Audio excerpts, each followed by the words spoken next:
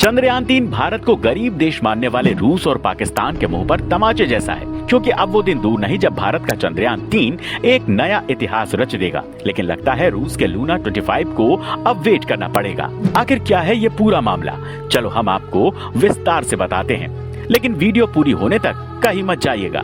चलो शुरू करते हैं। जब भारत का चंद्रयान-2 असफल हुआ था तो भारत के ऊपर मुसीबत का पहाड़ टूट गया था। तब ज्यादातर देशों ने भारत का मजाक बनाया था, लेकिन अब समीकरण पूरी तरह बदल चुके हैं। अब हम सफलता के इतने नजदीक हैं कि नासा और यूरोपियन यूनियन स्पेस एजेंसी जैसी बड़ी हस्तियां भी भारत के पाले में आती हुई नजर आ रही हैं। चंद्रयान-3 की सफलता का अंदाजा आप इस बात से लगा सकते हो कि इसरो के चीफ खुद कह रहे हैं कि अब कोई भी चंद्रयान-3 को सफल होने से नहीं रोक सकता। तो फिर सभी का विश्वास चंद्रयान-3 पर बढ़ना ही था। यही कारण है कि चंद्रयान पर पहुंचने की कई नाकाम कोशिश करने वाला जापान भी अब हरकतों में आ गया है और वो भारत से चंद्रयान-3 के बारे में लगातार संपर्क करने की कोशिश कर रहा है। यही नहीं, नासा के वैज्ञानिकों ने तो भारत को सफलता के लिए अभी से शुभकामनाएं देनी भी शुरू कर दी हैं। लेकिन अगर बात करें रूस की, तो जैसे ही उसको पता चला कि अब चंद्रयान-3 हर कीमत पर सफल होकर रहेगा, तो उसने अपने लूना 25 मिशन को छोड़ने का पूरा मन बना लिया है। हालांकि रूस भारत का दोस्त है, अब वो भारत की सफलता से पूरी तरह खुश है, क्योंकि रूस चाहता है कि अब चंद्रयान-3 का सफल होना तो तय ही है, तो क्यों ना हम चंद्रयान-3 से पहले ही चंद्रमा पर ये परचम लहरा दें और चंद्रमा पर सॉफ्ट लैंडिंग करने वाले तीसरे देश बन जाए। लेकिन रूस को अभी इंतजार करना पड़ेगा, क्योंकि चंद्रयान-3 तो इतिहास रचने को तैयार बैठा है, पर रूस के लिए अभी सही टाइम नहीं आया है। लेकिन सोचने वाली बात है कि अब सभी देशों में चांद पर पहुंचने की भगदड़ क्यों मची हुई है और हर कोई इसरो के साथ संपर्क क्यों करना चाहता है। आखिर इसरो चीफ एस सोमनाथ ने इतनी बड़ी बात क्यों कही है, इसके पीछे का कारण वाकई दिलचस्प है। चलो हम आपको बताते हैं। तो ये आप जानते ही हो कि चंद्रयान-3 ने अभी कुछ दिन पहले अपनी पहली फोटो इसरो के साथ शेयर की थी, जो इतनी ज्यादा क्लियर थी जितनी आज तक कोई भी देश नहीं ले पाया है। इसके अलावा अभी चंद्रयान-3 ने कुछ और तस्वीरें इसरो के साथ साझा की हैं, जो उसने लैंडर कैमरे से ली। इन तस्वीरों में एक तस्वीर चांद की है और दूसरी धरती की है। ये तस्वीर चांद से 4300 किलोमीटर दूर की है। साथ ही हमारे चंद्रयान-3 ने चांद के साथ अपनी पहली वीडियो सेल्फी भेजी है, जिसमें चांद का गोलाकार आकार इतना साफ दिखाई दे रहा है कि आप अच्छे से इसकी सरफेस को देख सकते हो। इस वीडियो को देखकर लगता है कि अब बस कुछ ही दिनों की बात है और हमारा चंद्रयान-3 चांद की सरफेस पर लैंड कर जाएगा। अभी तक चंद्रयान-3 ने जितनी भी फोटो और वीडियो शेयर की है, उनकी क्वालिटी इतनी बेहतरीन है कि हर कोई चौंक गया है। यही वजह है कि लोगों का कहना है कि चंद्रयान-3 के कैमरे इतने बेहतरीन हैं कि अब चंद्रमा से भारत के तिरंगे को भी साफ साफ देखा जा सकेगा। और इसका कारण है इसमें यूज किए गए हाई टेक्नोलॉजी लेंस कैमरे।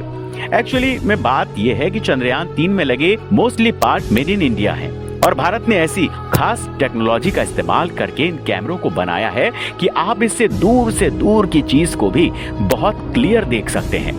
यही वजह है कि जब चंद्रयान-3 ने अपनी पहली फोटो इसरो को भेजी थी, इसमें दिखाई जा रही चंद्रमा की सरफेस को इतनी बारीकी से देखा जा सकता है जैसा पहले कभी भी दिखाई नहीं पड़ा।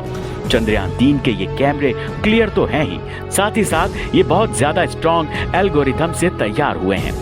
हम ऐसा इसलिए कह रहे हैं क्योंकि जब चंद्रमा पर लैंडर को लैंड करवाने के लिए चंद्रयान-3 में लगाए गए थ्रेसर को जलाया जाएगा, तो इससे काफी सारी धूल और धुआं निकलेगा। इसरो के वैज्ञानिक इस बात को पहले से जानते थे और उन्हें यह भी पता था कि जब थ्रेसर से धूल और धुआं निकलेगा तो वो चंद्रयान-3 के पार्ट्स के ऊपर भी बैठेगा, जिसमें कैमरा भी शामिल है और चंद्रयान-3 के अंदर लगे कैमरों में सेंसर भी है।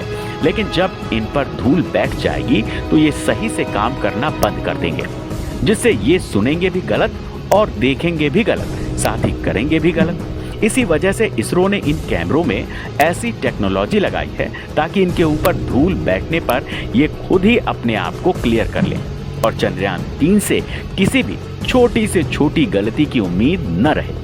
यही वजह है कि ये कैमरे बहुत बारीकी से चंद्रमा की सरफेस को देखेंगे और फिर वहां पर लैंडिंग करेंगे। अगर कैमरे में कोई टेक्निकल प्रॉब्लम आती है तो फिर इसमें लगे आर्टिफिशियल माइंड से खुद चंद्रयान 3 फैसला लेगा कि उसे कैसे और किस तरह से लैंडिंग करानी है ताकि सॉफ्ट लैंडिंग हो सके। चंद्रयान का ये डिसीजन इतना फास्ट होगा कि 1 मिनट की भी बात नहीं है, बल्कि सेकंड के 96 हिस्से में ही वो अपने डिसीजन को ले लेगा। अब आप इस बात से अंदाजा लगा सकते हो कि इसके एल्गोरिदम कितने फास्ट काम करते हैं। दोस्तों, किसी भी मिशन के सक्सेसफुल होने में सबसे बड़ा योगदान उसके ईंधन और टाइम का होता है, क्योंकि कोई भी मिशन हो वो फ्यूल पर ही चलता है। अभी हाल ही में इसरो ने चंद्रयान 3 के शेड्यूल में कुछ ऐसे चेंज किए हैं जिससे इसका टाइम और फ्यूल दोनों बहुत ज्यादा बच गए हैं। इसीलिए इसरो चीफ का कहना है कि अब हर कीमत पर चंद्रयान 3 सक्सेसफुल होकर रहेगा, क्योंकि हमारे पास में काफी सारा ईंधन बचा हुआ है और अगर इसमें छोटी सी प्रॉब्लम भी आती है तो भी हमारे पास में 1 सप्ताह का टाइम है जिसे हम ठीक कर सकते हैं। हालांकि अभी तक इसरो ने पूरी दुनिया के सामने ये बड़ी खबर नहीं सुनाई है, लेकिन गुप्त सूत्रों से पता चला है कि चंद्रयान अब चांद से कम 174 किलोमीटर और ज्यादा से ज्यादा 1000 किलोमीटर के दायरे में है। साथ ही चंद्रयान 3 ने ऐसा मैसेज भेजा है जिससे इसरो के साथ साथ पूरा देश झूम उठा है। मैसेज में लिखा है, मैं अभी चंद्रमा के ऑर्बिट के बहुत पास हूँ और मैं बहुत अच्छे से यहाँ पर हूँ, और अगर आप हमें कहें तो हम लगातार पोस्ट भी कर सकते हैं ताकि दुनिया को जलाया जा सके। यही वजह है कि इसरो के एस सोमनाथ इतने कॉन्फिडेंट में कह रहे हैं कि अगर चंद्रयान 3 के 2 इंजन भी काम करना बंद कर जाएं और इसके सारे सेंसर भी खराब हो जाएं, तो भी ये चांद पर लैंड करेगा, क्योंकि हमने इसे इस तरीके से डिजाइन किया है ताकि इसके एल्गोरिदम इसे लैंड कराकर ही मानेंगे। लेकिन अब हमारे सामने केवल एक प्रॉब्लम है और वो है चांद पर हॉरिजॉन्टल घूम रहे विक्रम लैंडर को वर्टिकल करना, क्योंकि हम इसे सरफेस पर तभी लैंड करा सकेंगे जब ये वर्टिकल होगा, और इसे वर्टिकल कराना ही थोड़ा सा रिस्की काम है।